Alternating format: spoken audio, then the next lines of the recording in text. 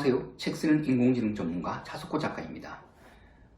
인공지능 이야기, 오늘은 인공지능 이야기보다는 책 한 권에 대해서 얘기를 한번 해볼 텐데요. 제가 한번 다룬 적이 있는 책이에요. 이지성 작가의 에이트라는 책인데요.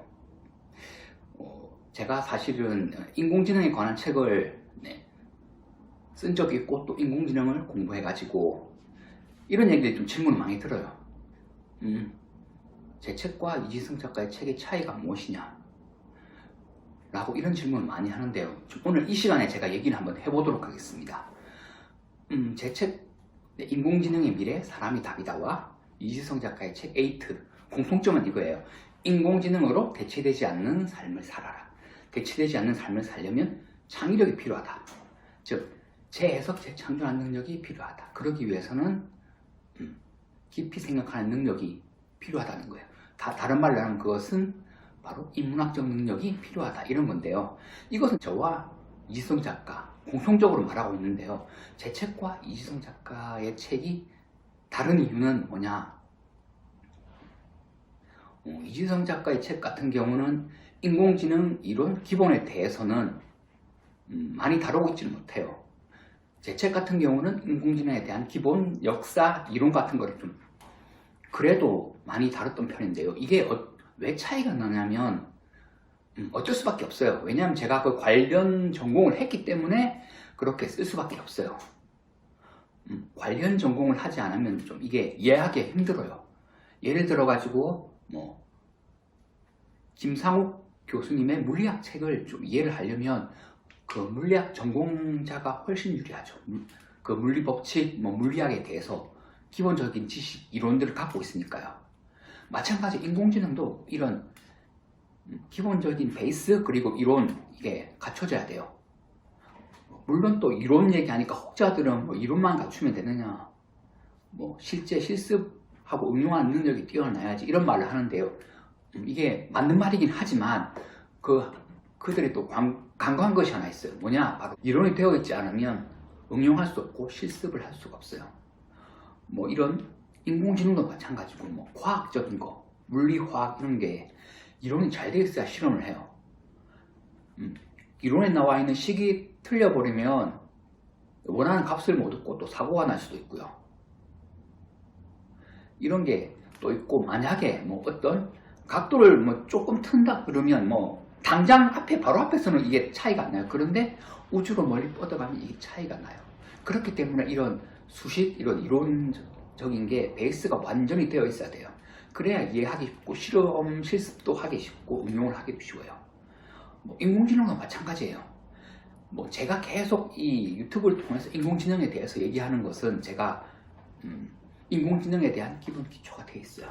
하지만 이지성 작가는 이런 전공이 아니기 때문에 사실 이런 게 연결고리가 좀 약해요. 앞에 컴퓨터 이론이나 인공지능 이론에 보면 이지성 작가의 책 같은 경우는 앨런 튜링, 폰 노이만, 이 두 사람은 컴퓨터 역사에 있어서 빼놓을 수 없는 사람이고 얘기를 하면 반드시 들어가야 되는 사람이에요. 앨런 튜링은 최초의 컴퓨터 콜로서스를 만들었고요.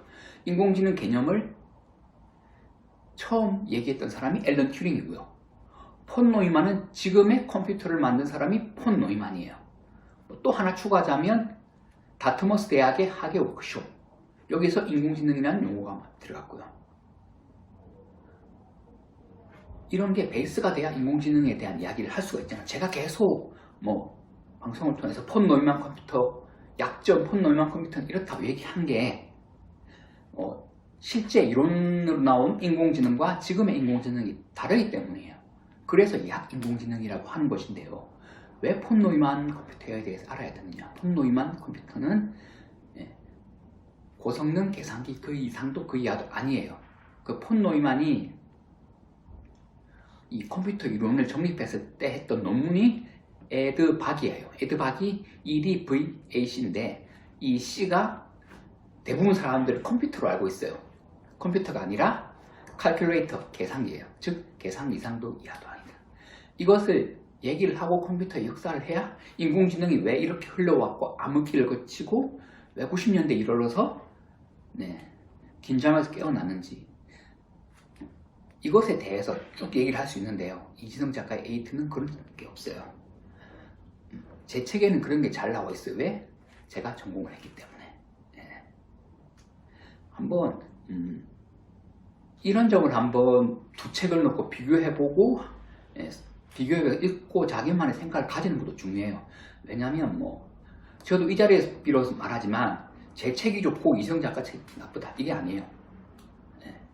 이지성 작가 책은 이지성 작가 책대로의 가치가 있고 제 책은 제 책대로의 가치가 있어요.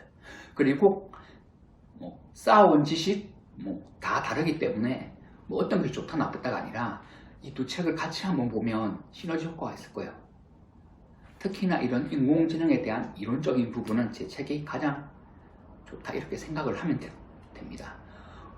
여기서 이렇게 이론적인 부분을 얘기하는데 이런 사람도 있더라고요. 뭐 제가 98학번이에요. 당신 98학번인데 지금 그 인공지능 이론하고 당시 이론하고 다른 거 아니냐? 다르지 않습니다. 왜냐하면 컴퓨터라는 자체가 1950년 이래로 변한 게 없기 때문에 인공지능 이론도 그 정립된 그 이론이 계속 이어져 와요. 그 이론책은 제가 배웠던 책이 또 후배들이 배우는 게 개정판으로 나와요. 그러니까 제가 했던 내용이 그대로 들어가 있어요. 그렇기 때문에 이 이론적인 내용이 구시대적이다 이렇게 생각을 하시면 안 되고요. 확립된 이론은 제 책에 있고 뭐 어떤 인문학적인 디테일 방법은 이지성 작가의 책에 있다 이렇게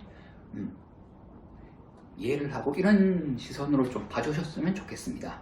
네, 오늘은 제 책 인공지능의 미래 사람이 답이다 그리고 이지성 작가의 에이트 좀 비교해서 얘기를 해봤습니다. 다음 시간에는 또 더 재밌는 주제로 찾아뵙도록 하겠습니다. 오늘은 여기까지 하겠습니다.